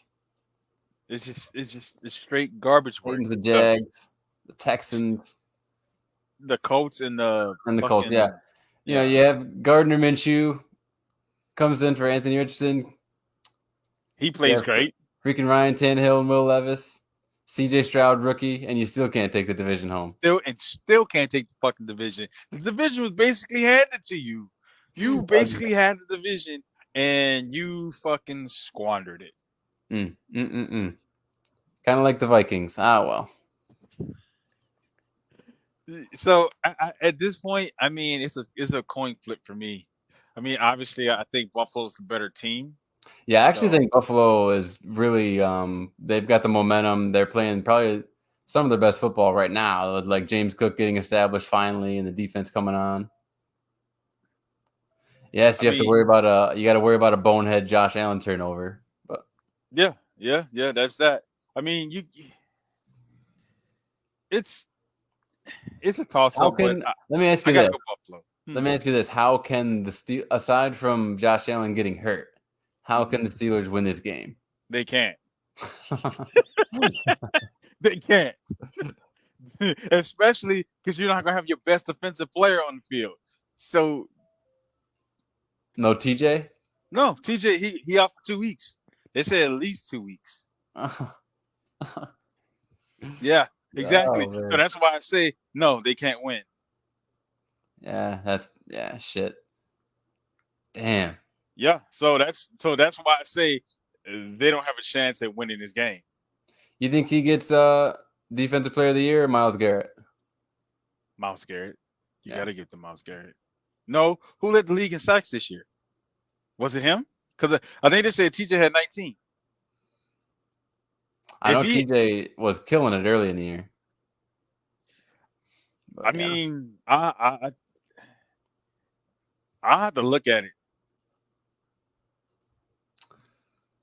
So then finally, now that we've established that Pittsburgh has no shot at beating the Buffalo Bills. And Michigan just scored. Oh, no. Yep. Mm-hmm. Wolverines now up 2 scores on the Huskies. This ball game. This is done. Hey, RD, while you're here, I've been meaning to ask, this is actually a perfect question for you. Who would win in an actual fight in nature? A Wolverine and not just any husky, because I understand, you can have a real friendly husky, but like the meanest husky you could find. Who wins between a husky and a Wolverine, I wonder? Because Wolverines, Wolverines are assholes. They can be kind of big. They're nature's assholes. But are they he missed extra point. Well, I don't think him. Never mind. It ricocheted in. Wolverine. Those things are fucking nuts. Yeah, I mean, they're essentially like bigger badgers, right? Yeah, it's a 2 fucking score game. Washington fucking blew it. They can't tackle worth shit. Man.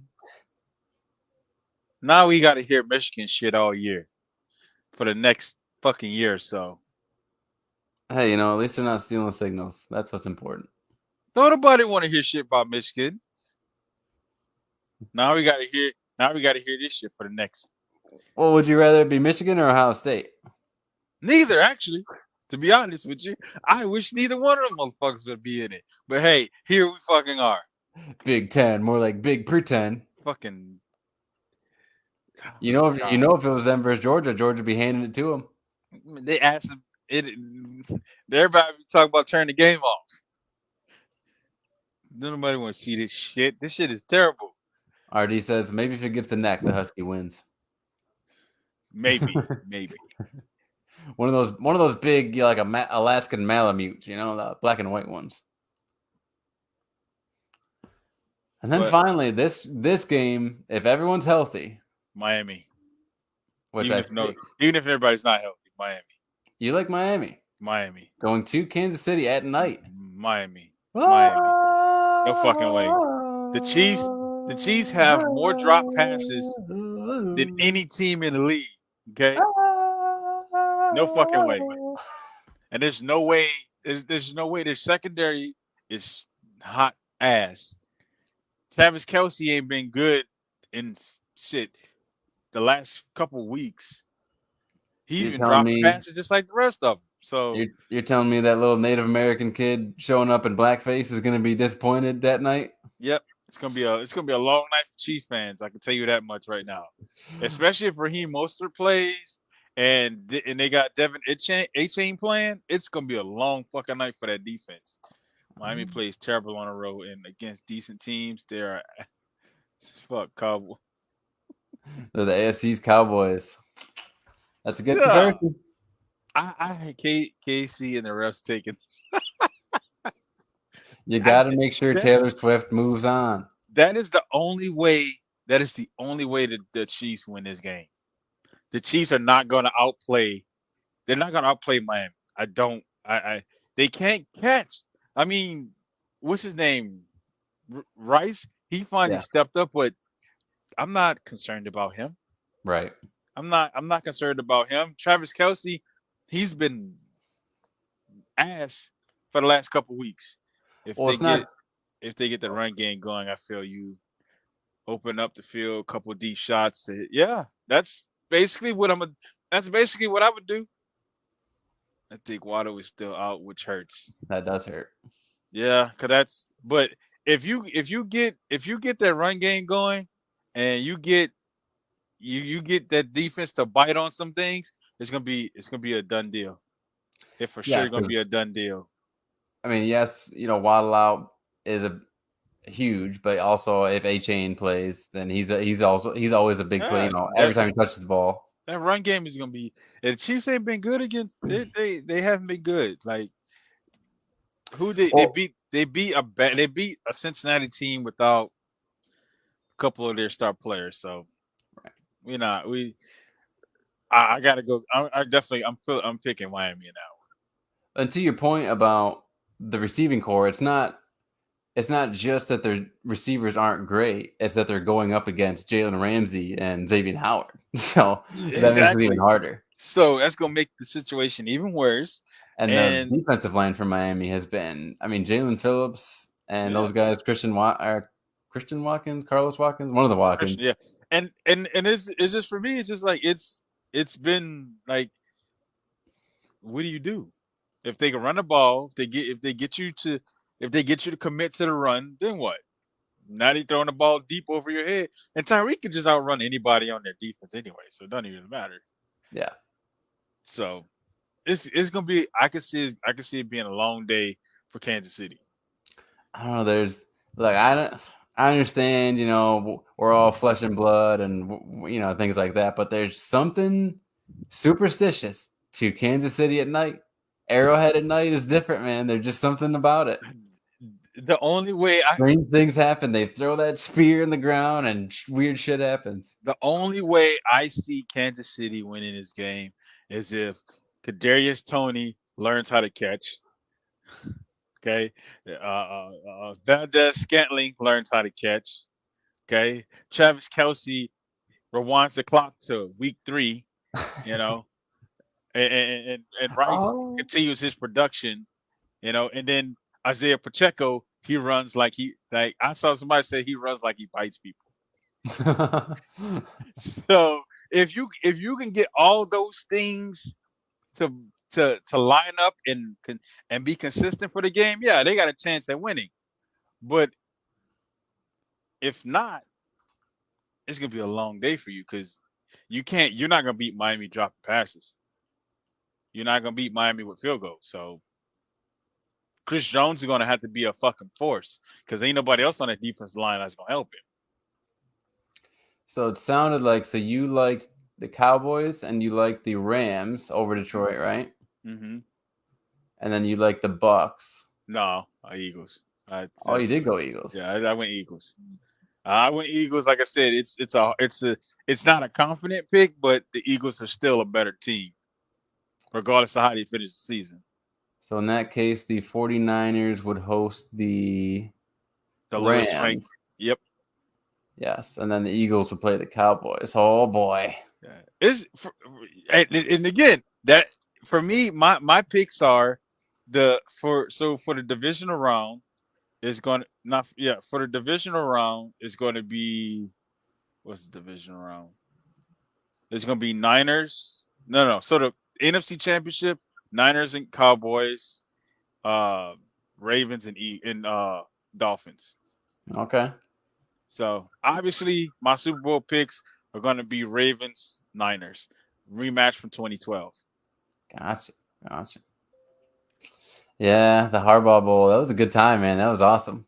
Yeah, it was a fun one. So I think they get a rematch, and I think that this time, see, Kyle Shanahan, I don't know if I trust him in Super Bowls because he's Man, notorious for choking in Super Bowls. So I take don't know. Maybe he might, maybe he might not choke this time. Maybe he might actually beat the Ravens. I don't know.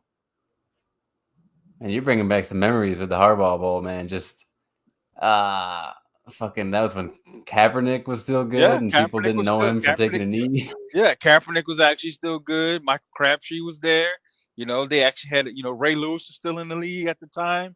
Dude, It was a good time back then. But now, Patrick Willis, how good yeah, was it was he? How those good was guys. Patrick Willis, dude? He was not remembered enough. He was amazing in 49ers. But I look at it like this. I still think the Ravens are probably the best team right now. I don't. I can't agree I with mean, that. huh? I can't agree with that. Why not? I think they are just so one-dimensional on offense. One, they smacked the Niners.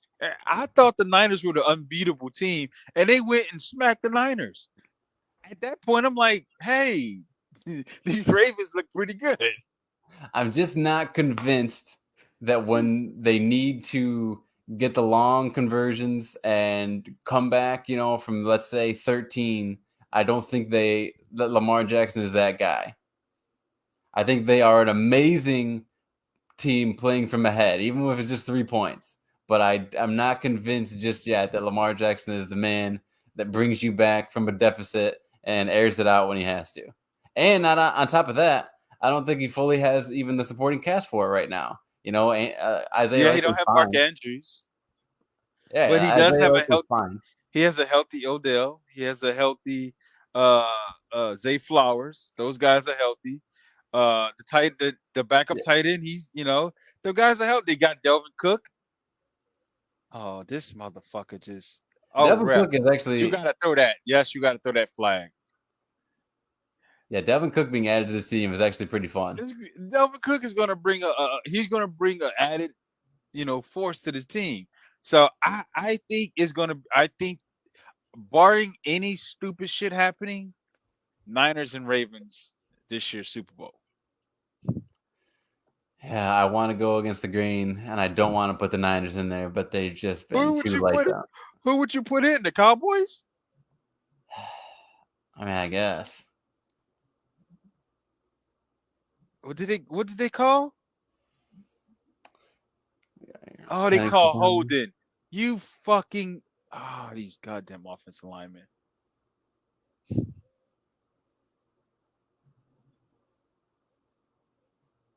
So right now we've got Michigan 27, Washington It's fourth and 13. 13 again. So the penalty is offset because some jackass on the offensive line decided to hold. Oh god, he was set terribly too. It's like he didn't even fucking move. Exactly. I was gonna say it's like he didn't even know his own God. snap count. Like, and he threw an interception. That's ball game. That's a touchdown. He returning that. Oh, Yep. Penix. And they just put Penix on the ground. Oh, no, that was the running back. Dude, this game is over. Oh This man. this this game is over. Now I gotta hear this shit. Now I gotta hear Michigan shit. Are you fucking for real? Ugh.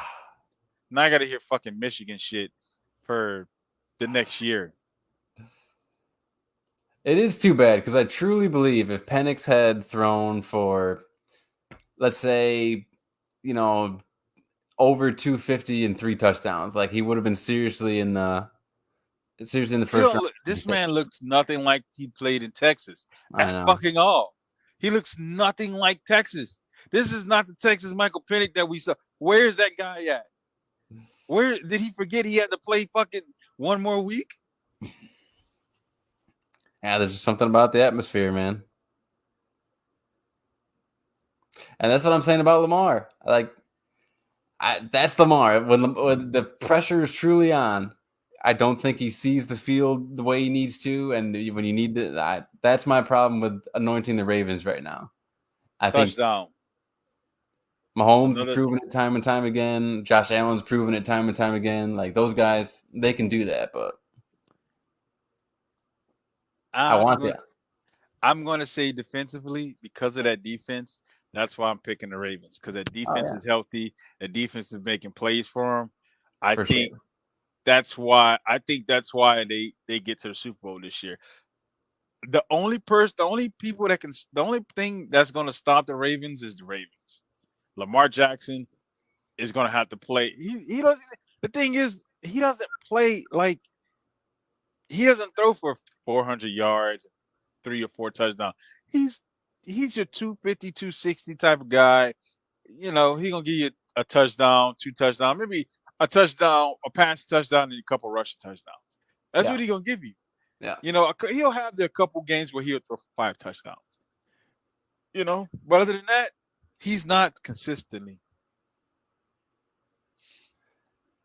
And I don't, and I'm not asking him to be, Mr. Light It Up, but I just think that I know for a fact these other quarterbacks, Mahomes, Allen, Tua, can definitely, those teams are going to put up points. So RD's got it here. I want a badass game that comes down to the end. Usher to bring out 1,000 hoes and just going wild during the halftime show and a couple cases of beer. I mean, that would be great. That's gonna be a great Super Bowl. It's gonna be toss in Lizzo and I'm in.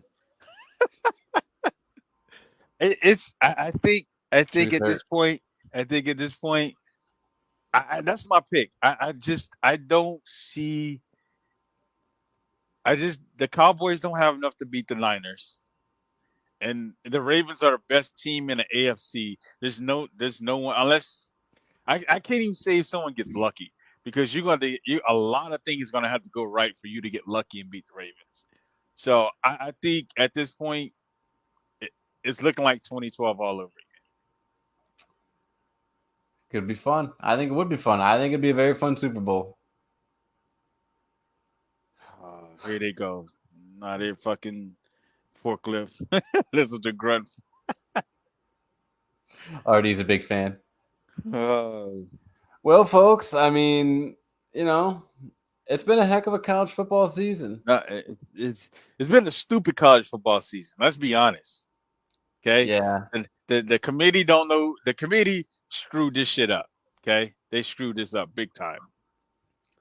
The guy who was supposed to be, the hero, the narrative, Caleb Williams, the storylines have been weird with him. That motherfucker floundered. He was like, oh, they're gonna win the title this year, and then he somehow just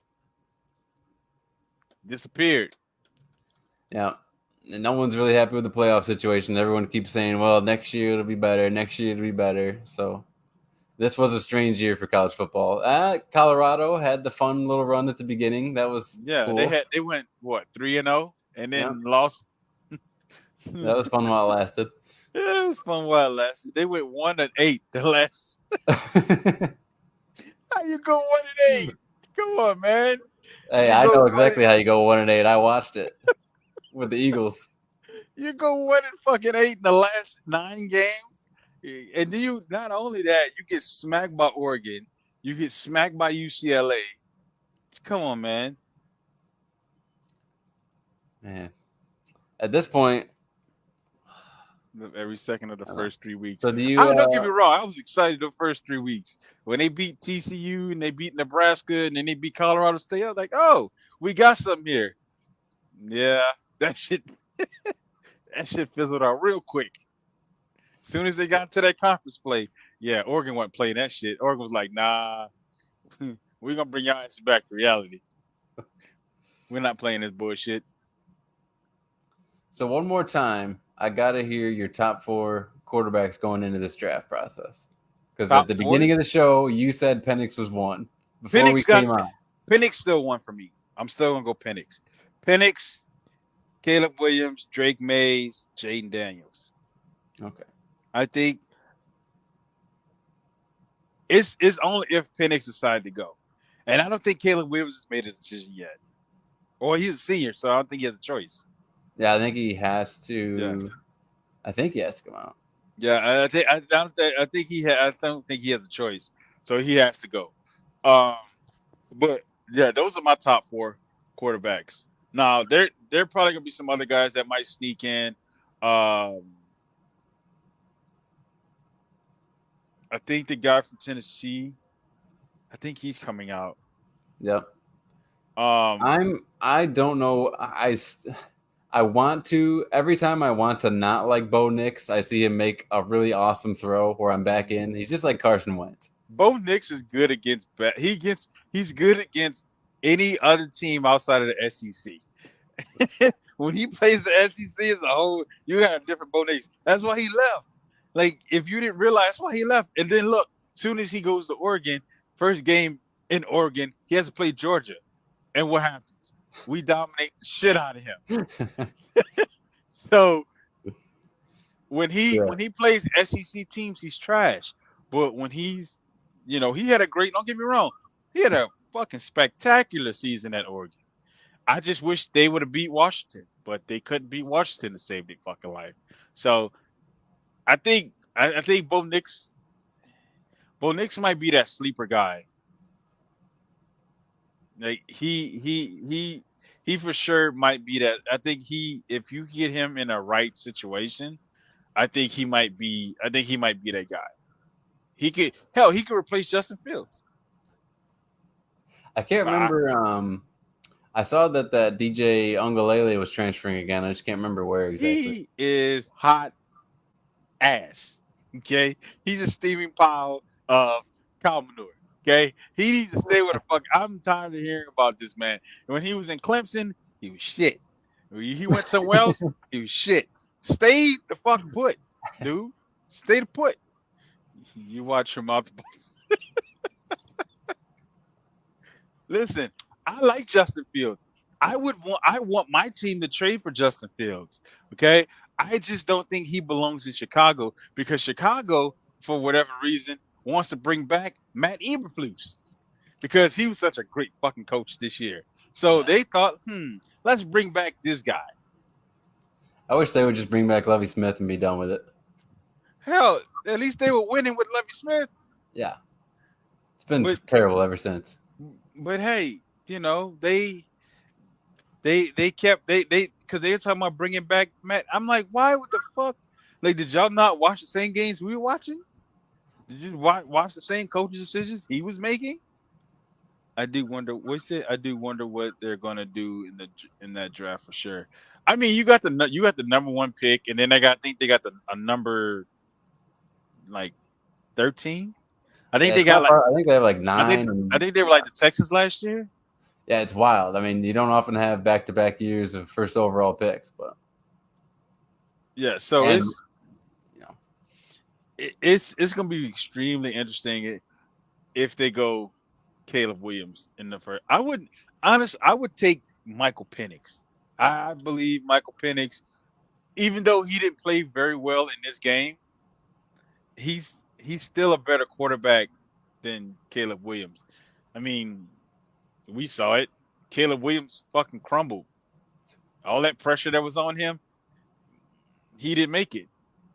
So I would go Penix if I'm being honest.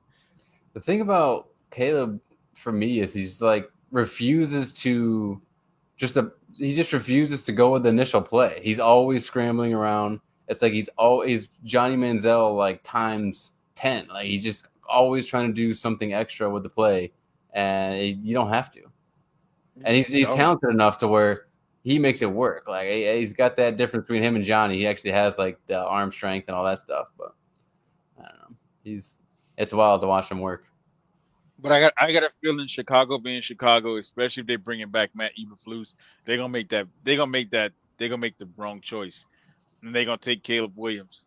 But I'm looking at it like this: if we could trade a second, third round pick for Justin Fields, and then go back because I think we're at 8, and go get somebody that could help the defense out, I'm good with that. Let me ask you this. They cost the exact same thing. Mm-hmm. Would you rather have Justin Fields or Kyler Murray? Justin Fields. because Kyler Murray's under that bullshit contract. I don't want that contract here. I don't want. No, I don't. No, I in a don't think. world where everything that they cost with like trade form contract is all the same, which would you rather have? Purely based on the player.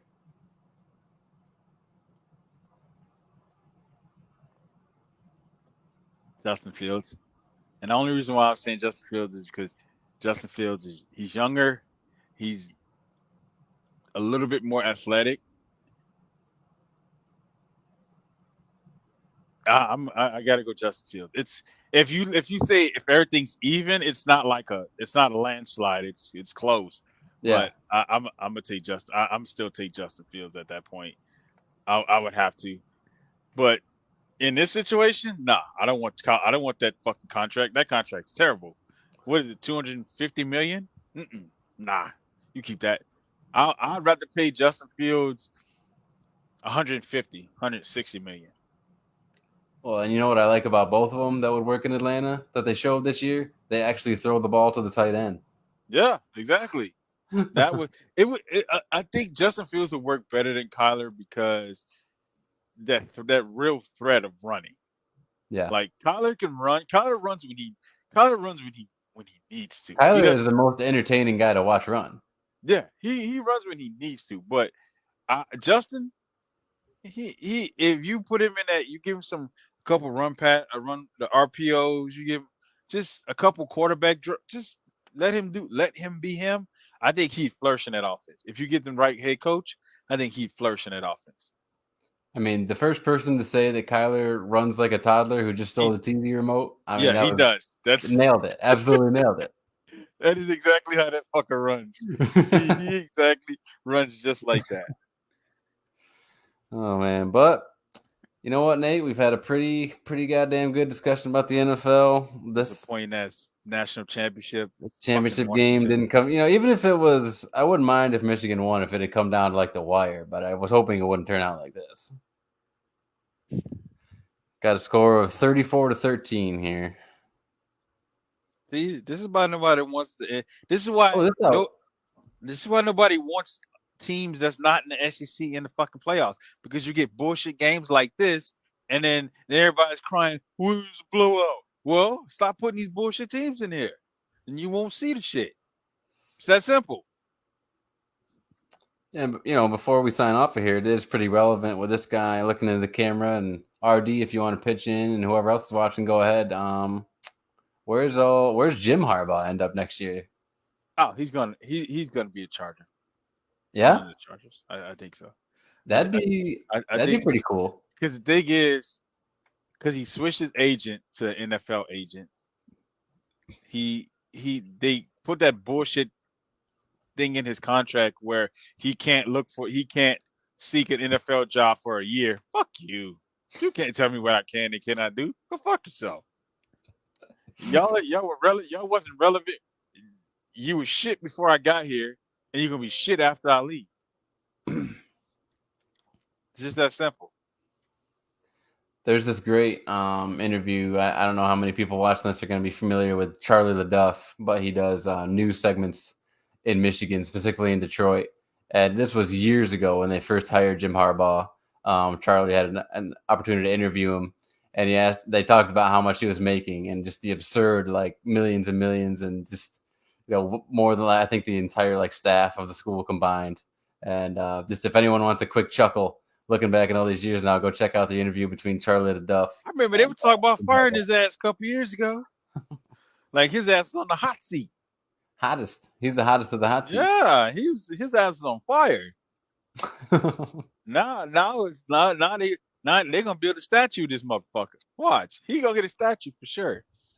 He for sure gonna get a statue. But I don't think.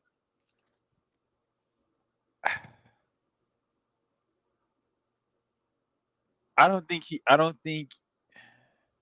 want to say he's gonna leave, but I think he comes back next year for Michigan. I think he tries to do a repeat. Obviously, it's not gonna happen. I think he comes back for a repeat, and then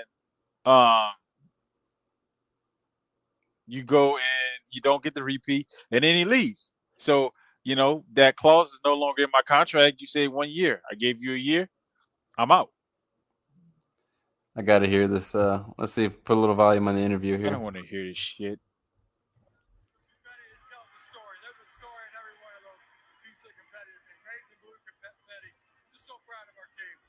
The story never piece of confetti, he says. And that's how we're going to sign it off, folks, with confetti, maize, and blue raining down on the That is an awful color. 2023-2024 national champion Michigan Wolverines. That is an awful color. Maize and blue. What the fuck is maize? I mean, I guess it is to blue what crimson is to red. The fuck is maize? RD, thanks for hanging us with the whole time, man. We appreciate it, dude. We'll see you Wednesday for Strikeout Beer. Can't wait, man. Yeah. I'm going to come in and wreak havoc in y'all goddamn stream. You better. Oh, shit. Well, what? I guess I have to do it on Twitch because I don't have Facebook. Ah, shit. This Thank you so much, MFers, for the 4 in here right now. We truly appreciate it at the very end of the show. Timing was impeccable. Feel free to go back, check out the whole show. We talked NFL. We talked a little bit of Draymond Green. We gave our live reactions to this wonderful national championship game here. Gave our predictions for the playoffs. Let's see if they come true. Now watch, he gonna get drafted in the second round because they think he can throw the ball. JJ McCarthy, that's right. He's the Mac Jones of this year's class. And then you got Blake Crumb or Crone, whatever the fuck his name is. Oh, he's gonna be second round running back, and he's gonna split time, and then at some point he's gonna be out the league. Yep. Yeah, JJ will be in New England by this time in April. Shit. It's going to be a 3-way battle between Mac, Bailey Zappi, and JJ McCarthy. You have no idea how much I hate watching Michigan win this national championship. Hey, it's better than Alabama, right? I'm an SEC guy, so okay. If as long as one of the teams is in, I'm good with it. This shit. I like it. Alabama needed a wake up call because they thought like, oh no, first of all, Jalen Milroe is a trash quarterback. So let's get that shit out the way. The guy is fucking garbage. He's terrible. His who's the offensive coordinator for the Texans right now? Brian, what's his name? He was the head coach for the Texans at one point. Not the Texans, the Patriots. He's offensive coordinator for the Patriots now, but he was the head coach of the Texans. Yes, Bill O'Brien said Jalen Milroe is not a quarterback, and he was right. He was fucking right, and y'all saw it on display on national fucking TV. and then he gonna say you got something for Nate. Shut up. You're not a good quarterback. Okay, you are a running back. Okay, you're what everybody thinks Lamar Jackson is. Okay, that's what pissed me off so much watching them play Michigan is watching him throw fucking ducks and get his ass sacked because he's not a good quarterback. Yeah, they kind of get exposed there. That's what pissed me off is that I'm watching this Alabama team who, for whatever reason, somehow managed to beat us. Stink it up in the fucking playoff game. Dude, I know. Like, imagine if the Bucks beat us and then they just get their ass kicked. They get their ass. What year was that? That was like the year. Oh, that was the year the Vikings beat the Saints, and with 10 seconds left, you remember the Diggs catch? And then they go in the next week and get their asses smoked by the Eagles. Oh man, great times. That was a Super Bowl year. Like, come on, man. Like, come on. My favorite year ever. That might be my favorite year being alive so far. Like, yeah, like Trump became president. Eagles won the Super Bowl. We had everything going for us, baby.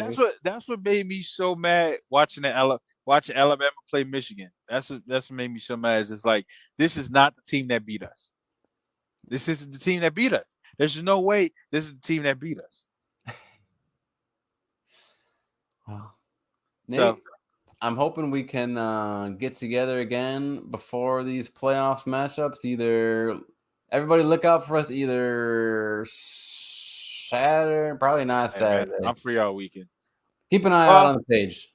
yeah, I would, because I got some rearranging to do this weekend. I got to Okay. move my computer stuff around, but we might have to catch the late games. We might Yeah. have to catch some late games. Yeah. Actually, Otis's first birthday party is Saturday, so it won't be Saturday. Or it'd be Sunday for sure. Yeah. So Yes, sir. it'd probably be Sunday for sure. But MFers, thanks for tuning in. Thanks for watching this wonderful, awful game. now I gotta hear this shit from my daughter's mom. And we will see you guys next time. Keep your eyes on the page for updates. Peace. Yeah, Say goodbye. fucking Michigan, man.